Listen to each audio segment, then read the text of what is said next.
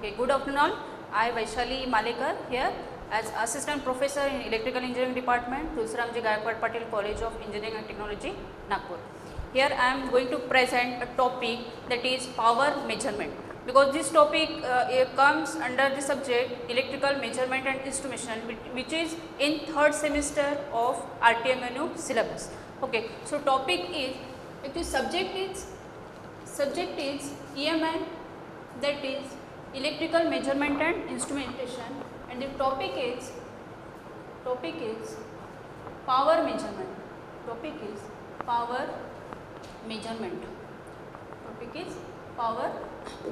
Now power, it can be a active power, it can be a reactive power, it can be a apparent power.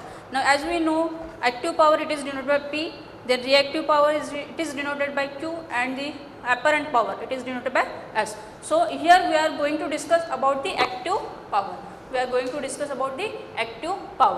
Now this active power can be measured in for polyphase system also, or it can be measured for three-phase system also. So first we are going to discuss about polyphase system. So we will first discuss power measurement. We are going to discuss about power measurement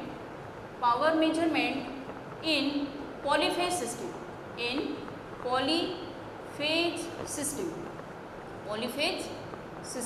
are going to measure the power measurement in polyphase system. So for this we know it can be measured, as we know power can be measured by wattmeters. So for polyphase system we will consider some wattmeters for measuring the power. So first we will consider here three-phase system or polyphase system or three-phase system also. So for this we will consider one load, three-phase load. We will consider here three-phase load. This load is star connected. Okay. So for wattmeter, as we know wattmeter, there will be one current coil. In wattmeter there will be one current coil and another will be pressure coil. This is current coil and this is pressure coil. Current coil is having less number of turns and it is having thick conductor. But pressure coil will be having more number of turns and thin conductor. So we can identify these coils, current coil and pressure coil. Now this current coil will be connected in series and pressure coil will be in parallel. So here we are considering here current coil. This is connected to load. Then another current coil and one more current coil is there. Okay. So here this is the current coil of wattmeter and this is the pressure coil.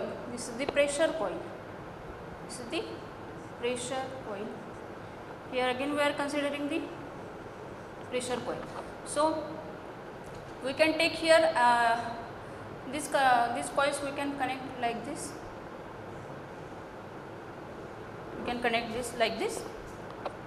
Okay. So this is 1, this is 2 and this is 3. So this is current coil, this is pressure coil and this is wattmeter 1. So this wattmeter will measure power P1. This is another wattmeter.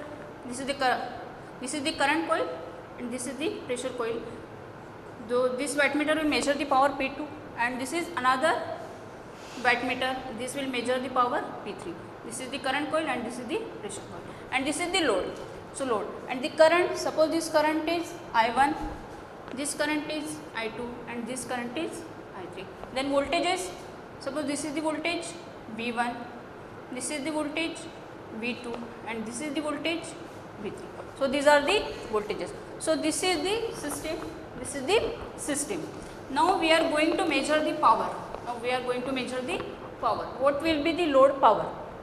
Okay. So in this case, what will be the power?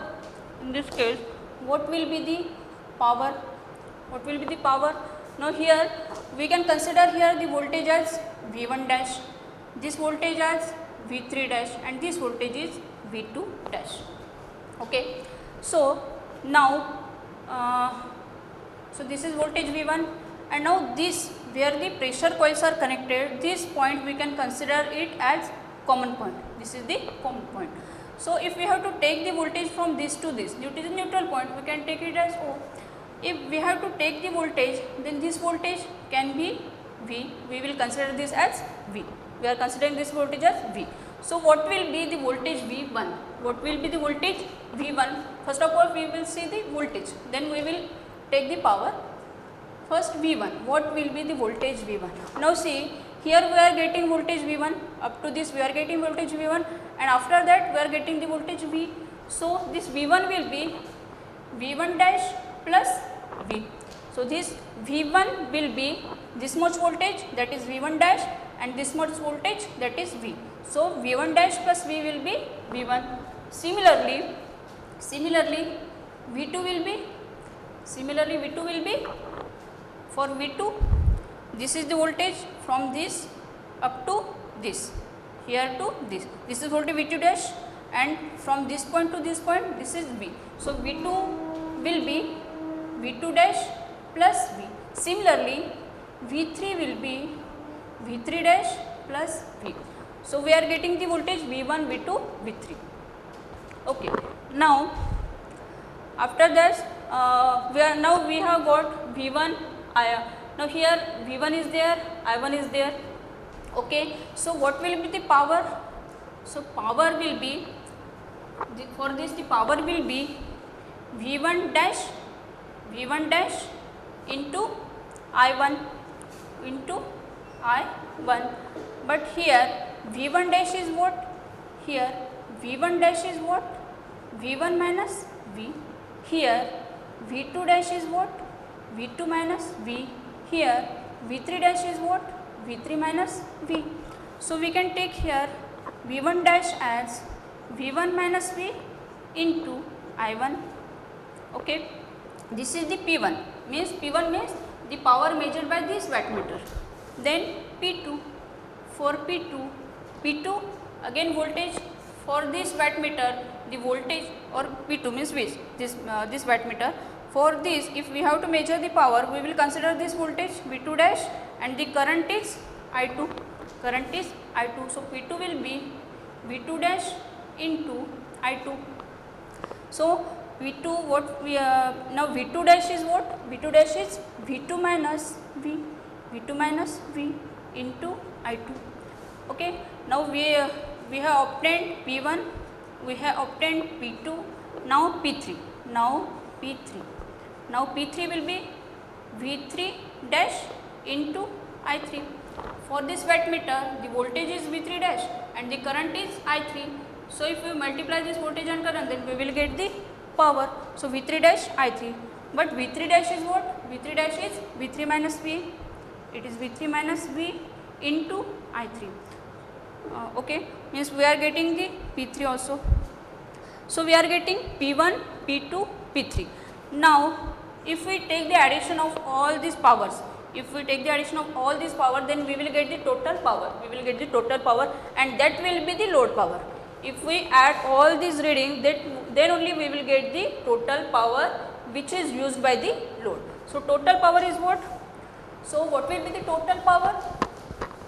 Now we are getting P1, P2, P3. So total power, sum of all wattmeter reading, that will be P1 plus P2 plus P3.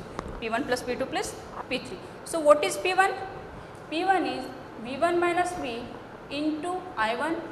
P2 is V2 minus V into I2 plus P3 is V3 minus V into I3.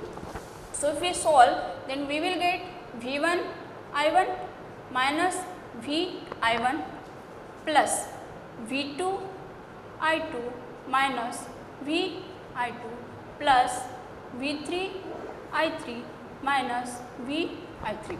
Now if we take these terms close, that is V1 I1 plus V2 I2 plus V3 I3. Now remaining terms are Vi1, Vi2 and Vi3. So minus Vi1 minus Vi2 minus Vi3. If we solve it again, then this term will be as it is. These terms will be as it is, that is V1 I1 plus V2 I2 plus V3 I3. Here we are taking V as common. If V is taken common, then we will get I1 plus I2 plus I3. Now here we are getting V1 I1 plus V2 I2 plus V3 I3 minus V in bracket I1 plus I2 plus I3. But here the current I1 is coming here, then we are getting I2 from here and we are getting I3 from here.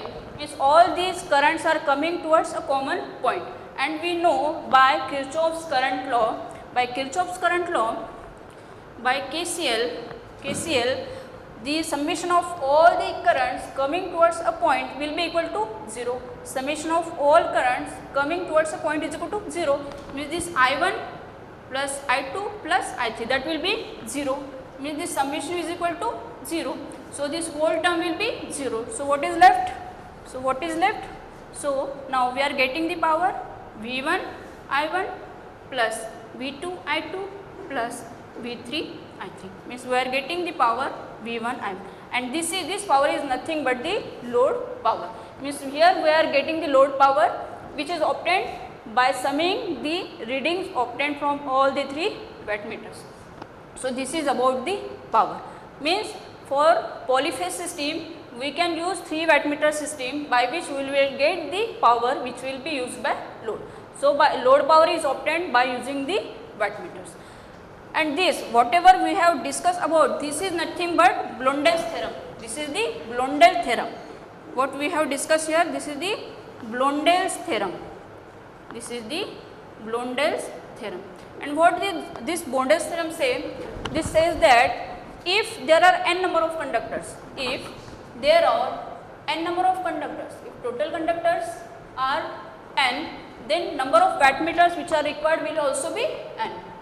Then we will require n number of wattmeters. This is when if this common point does not lie on any line. If this common point is separate, see here this common point is not lying on any line. This is the separate line, and this is the separate line, but this common point is separate. This common point is not lying on any line. It is not lying on this point, or it is not lying on this line, or it is not lying on this line. Only in this case, if there are n number of conductors, then wattmeter will also be n number of wattmeters will be there. Means if 3 conductors are there, then wattmeter will also be 3. But if this common point lies on any line, maybe on this line, or maybe on this line, or maybe on this line, in that case, if there are n number of conductors, then we will require n minus 1 wattmeters. And this is the Blundest theorem. So this is the Blundest theorem. What Blundest theorem says? Blundest theorem says that if the common point is separate, means if common point does not lie on any line, maybe here in this line or in this line, then only for n number of conductors we will need n wattmeters. But if the common point lies on any line, either maybe on this line or this line, then the number of wattmeters will be required n minus 1. In that case, the number of wattmeters will be n minus 1. So this is the Blundest theorem. So whatever we have explained here, this is about the Blundest theorem. So this theorem is used for measuring the power for polyphase